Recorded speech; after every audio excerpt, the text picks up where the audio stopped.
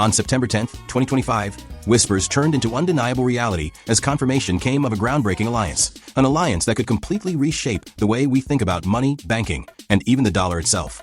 Pi Network, the massive global cryptocurrency project that started as an experiment on smartphones, has joined forces with some of the biggest financial powers in the world. We're talking about major state-owned banks in China, Western Union, and even institutions tied to the future of central bank digital currencies. Just stop for a moment and think about the scale of this. A grassroots digital currency built by everyday people is now linking arms with the financial backbone of a global superpower, the most trusted international remittance service in history, and the designers of tomorrow's government-backed digital money. This isn't just a partnership. This is the construction of a new financial highway, a bridge between two worlds that were once seen as enemies, traditional finance and crypto. The walls separating them aren't just cracking, they're being torn down. To understand how huge this is, let's look at the players involved. First, Pi Network itself. What started as a vision to make cryptocurrency accessible to everyone has now grown into a community of over 50 million users across the globe.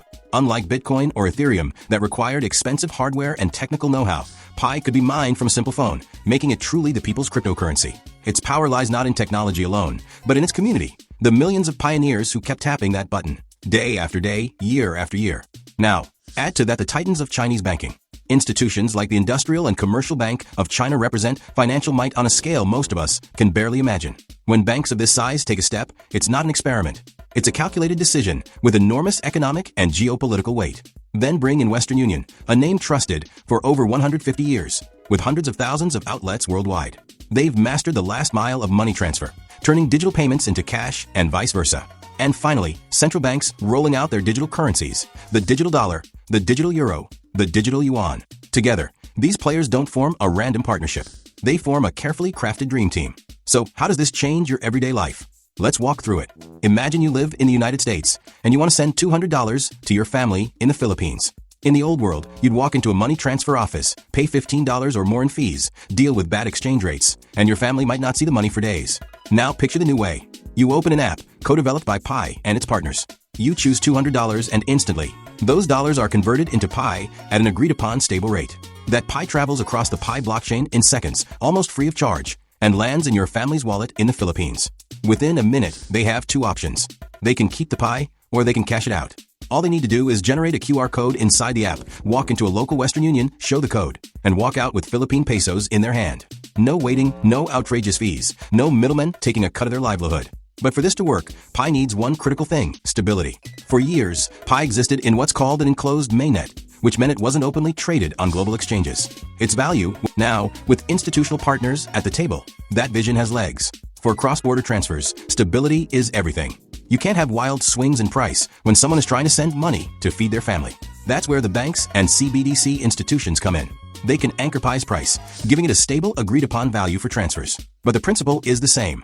A stable, reliable price makes Pi usable, not just speculative. This is the holy grail of crypto, real-world utility backed by institutional weight. Think about what this means for you and millions of others. Suddenly, all your financial tools could merge into one single interface. Imagine an app that is at once your bank account, your crypto wallet, and your international money transfer service. You get paid in digital dollars from your employer. You swipe to convert some into Pi to buy goods. Another swipe sends some to your mortgage account, and another invests into Bitcoin. All in one place, all seamless. No more juggling multiple apps and platforms. No more endless fees. Money becomes fluid. And for the 2 billion people worldwide who don't even have a bank account, this is nothing short of revolutionary. Many of them may not have the documents to open a traditional account, but they do own smartphones. Pi was built for them. This partnership gives them direct access to the global economy.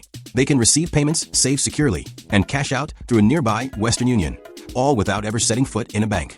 It's financial inclusion on a scale the world has never seen. Nowhere will this hit harder than in remittances. Migrant workers send over $600 billion home every single year. For many families, those transfers are the lifeline that keeps food on the table and kids in school.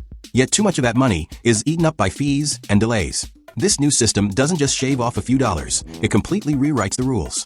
It's faster, cheaper, more secure, and more empowering for both the sender and the receiver. What we are witnessing right now isn't just another partnership in crypto. It's the merging of old and new into something entirely different. A financial system where the ordinary person finally has the same level of access and efficiency as the largest institutions. The pioneers who stuck with Pi all these years are standing at the doorway of history. The rest of the world will soon wake up to the headlines, but you are hearing it before the storm breaks. This is the dawn of a new financial era, and it's only just beginning.